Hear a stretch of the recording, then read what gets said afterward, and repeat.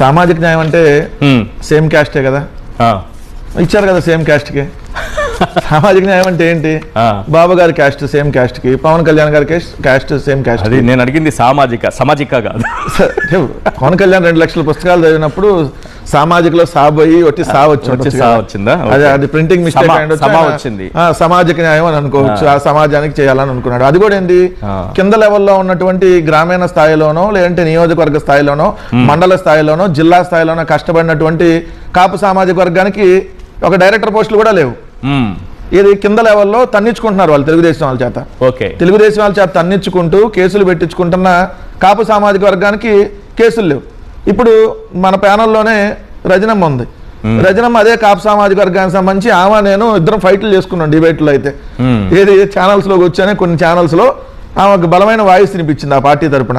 కనీసం ఆమెకేం పోస్ట్ ఇచ్చారు? ఏమి ఇవ్వకపోగా ఈ రోజు ఆమె ఇది అన్యాయం జరుగుతుంది, మీరు కాపులకు అన్యాయం చేస్తున్నారు, సో మీరు తెలుగుదేశానికి ఊడిగం చేయడానికైతే మేము అక్కడ ఉండము, మాకు ఆత్మగౌరవం ఉందని చెప్పి ఆమె బయటకు వస్తే ఆమె మీద నానా బూతులు, మహిళను కూడా చూడకుండా ఇష్టం వచ్చినట్టుగా కాల్స్ చేసి బెదిరించడం ఈ రకం ఉంది. లింగమనేని రమేష్ తీసుకున్నాం ముందు. ఈయన లింగమనేని రమేష్ అనే అతను పర్యావరణాన్ని దశాబ్దాలుగా విధ్వంసం చేస్తూ కృష్ణానది కరకట్టలో అక్రమ ప్యాలెస్లు కట్టి నేను అలానే ఉంటానని చెప్పి ఆ ప్యాలెస్లో ఉంటే చంద్రబాబు నాయుడు గారు ఈ ప్యాలెస్ చాలా బాగుంది, నువ్వు నాకు ఇచ్చేయంటే ఈయన ఆయనకి గిఫ్ట్గా ఇచ్చేశాడు. ఇది ఈరోజు సీఎం అధికారిక నివాసం. అలాంటి వ్యక్తి ఆయన అంతమంది ఎయిర్ కోస్టా అని చెప్పి ఒకటి ఆల్రెడీ ఈ ఏరోప్లేన్లకు సంబంధించినటువంటి ఈ ఫ్లైట్లు అది పెట్టేసి దాని తర్వాత అది క్లోజ్ చేశాడు అనుకోండి. ఇప్పుడు మళ్ళీ అమరావతిలో కొత్త విమానాశ్రయం అది పెట్టబోతున్నారు, అంతే పెద్ద పెద్ద రాయితీలు ఇచ్చారంటున్నారు. మళ్ళీ ఇప్పుడు దీంట్లోకి మళ్ళీ ఏమైనా ప్రవేశిస్తాడేమో, సరిపోలేదా మళ్ళీ అదే అది ప్రవేశిస్తాడేమో, అది తర్వాత చూడాల్సినటువంటి అంశం. అలాంటి వ్యక్తికి ఏదైతే రాజ్యసభ. రెండోది సానా సతీష్. ఈయన చాలా ముదురు సానా సతీష్ అని ఆంధ్రజ్యోతి రాధాకృష్ణ రాయటమే కాదు, ఈయనకు అంతకుముందు హవాలా మనీ లాండరింగ్ కి సంబంధించి ఏదైతే సిబిఐ ఈడీలో విచారణకు హాజరయ్యి తర్వాత బెయిల్ మీద బయటకు వచ్చినటువంటి వ్యక్తి. ఎవరితో ఈయన వ్యాపారం చేశాడు? ఏదైతే ఖురేషి అనేటటువంటి గొడ్డు మాంసం స్లాటర్ హౌస్ నడిపేటటువంటి ఖురేషి, అఖ్తర్ ఖురేషి, ఎస్ హవాలా వ్యాపారి, అతనితో కలిసి వ్యాపారాలు చేసినటువంటి మామూలు గనుడు కాదు ఇతను.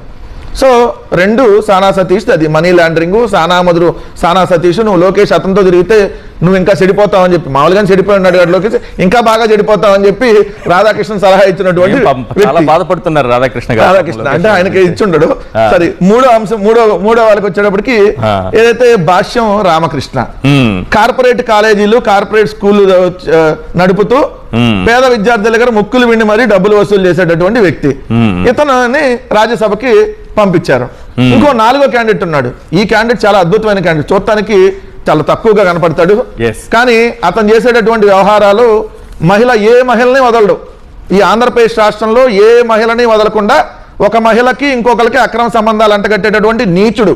ఐటీడీపీ అనేటటువంటి ఒక ఉగ్రవాద సంస్థ నడుపుతూ గీతాంజలి అనేటటువంటి ఒక మహిళ మరణానికి కారణమయ్యి, అలానే ముఖ్యమంత్రిగా జగన్మోహన్ రెడ్డి గారు ఉంటే భారతమ్మను కూడా వదలకుండా నీచంగా పోస్టులు పెట్టించినటువంటి ఒక గాలి వ్యక్తిని తీసుకొని వచ్చి ఈ రోజు రాజ్యసభ సీట్లో కూర్చోబెట్టారు.